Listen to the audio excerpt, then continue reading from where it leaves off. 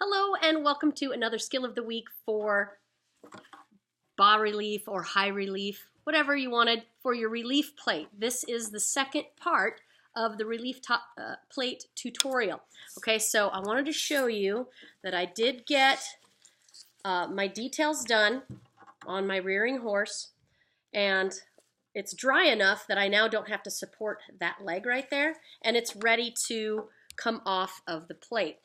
Now, I did add quite a bit of clay because if you remember the previous tutorial, the horse was kind of misshapen. I need to tip this up so you can see a little bit better. Okay, what I ended up doing was I cut the head off completely because the neck was way too short, and I just added clay there and then added clay for the head, and then I shaped the hip a little bit more. I shaped the belly a little bit more.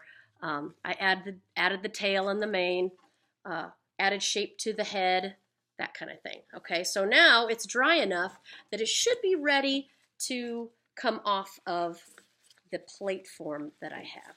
Okay, so now I can get rid of that and take the plastic off. Just be really careful because it is delicate. And now, because I have some areas that I want to make sure that I get air to, because as it's firing, I don't want to have the steam build up inside and end up exploding my sculpture.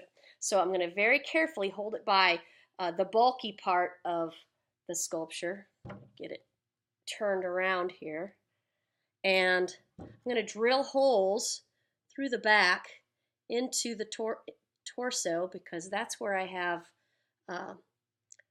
that open area.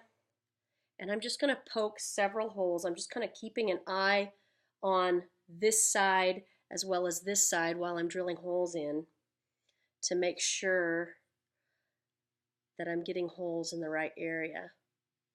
There we go. I can feel it go in. Okay, and I want to do the neck area.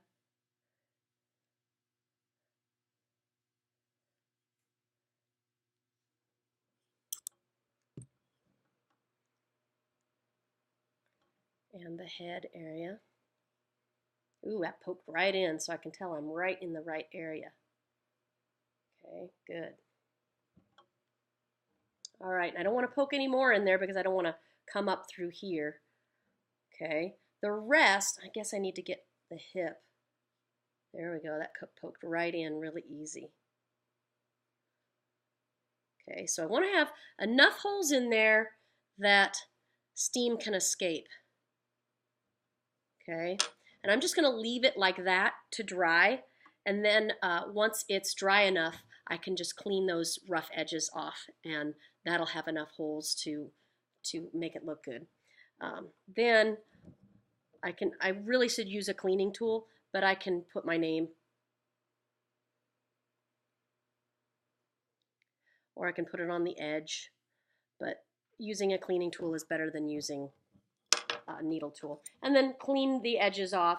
I should have grabbed my cleaning tool, but I can do it by just rubbing around the edge. And then when it gets dry enough, I'll just run a sponge around the outside edge, and that will smooth everything off really nicely.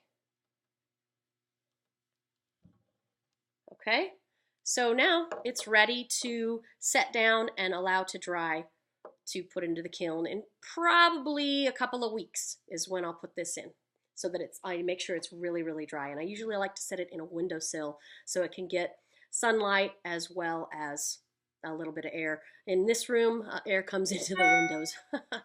All right, so thank you. Hope you enjoy making your relief plate.